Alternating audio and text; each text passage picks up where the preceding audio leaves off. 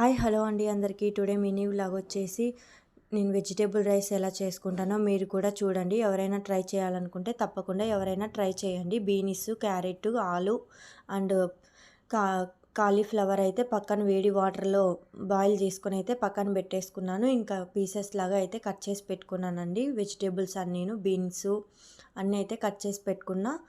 ఇప్పుడు స్టవ్ వెలిగించేసి మీకు తగినంత ఆయిల్ వేసేసుకొని ఒక 3 టేబుల్స్ అలా ఆయిల్ అయితే వేసేసుకున్న తర్వాత గీ కూడా యాడ్ చేసుకోవాలండి. గీ వేసుకుంటేనే ఫ్లేవర్ కూడా బాగుంటుంది. ఒక 2 టేబుల్ స్పూన్స్ గీ అయితే వేసేసుకోవాలి. వేసుకున్న తర్వాత హీట్ అయిన తర్వాత అందులోకి హోల్ గరం మసాలా అయితే వేసుకొని వేయించుకోవాలండి.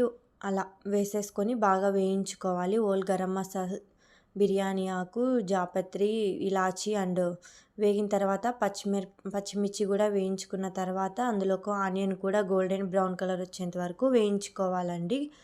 అలా వేయించుకున్న తర్వాత అందులోకి అల్లం వెల్లుల్లి పేస్ట్ అయితే వేసుకోవాలి. జింజర్ గార్లిక్ పేస్ట్ అయితే వేసుకోవాలి. ఇంకా పేస్ట్ కూడా పచ్చివాసన పోయేంత వరకు మగ్గించుకోవాలండి. చూడండి, అలా టమాటా కూడా వేసేసుకొని మగ్గించుకున్న తర్వాత ఇంకా అందులోకి మనం కట్ చేసి పెట్టుకున్న వెజిటేబుల్స్ అన్నీ కూడా అందులోకి వేసుకొని బాగా మగ్గించుకోవాలండి.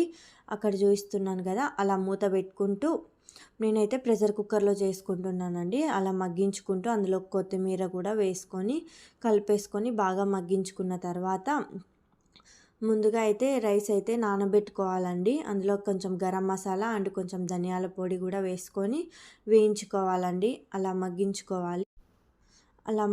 అలా కలుపుకుంటూ మగ్గించుకోవాలండి. అందులోకి సాల్ట్ అయితే మీకు సరిపడా సాల్ట్ అయితే కొంచెం ఎక్కువనే పడుతుంది. అంటే ఆ రైస్ కూడా వేసి చూసి అయితే వేసుకోవాలి. సాల్ట్ రెండిట్లోకి కావాలి కదా, ఇక్కడ వెజిటేబుల్స్ మగ్గించుకుంటున్నాము, అక్కడ రైస్లోకి కావాలి కాబట్టి చూసి అయితే సాల్ట్ అయితే వేసుకోవాలి ఒకటేసారి.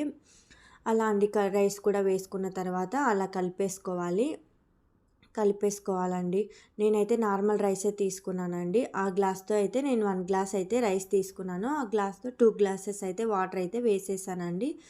ఇప్పుడు మూత పెట్టేసి 3 విజిల్స్ వచ్చేంత వరకు ఉడికించుకోవాలండి. ఒకసారి అలా కలిపేసుకొని ప్రెషర్ కుక్కర్లో 3 విజిల్స్ వచ్చేస్తే ఎంతో టేస్టీ వెజిటేబుల్ రైస్ అయితే రెడీ అయిపోతుంది. చూడండి ఎలా పొడి పొడిగా ఎలా వచ్చిందో చూడండి. అలా బాగుంటుందండి టేస్టీగా.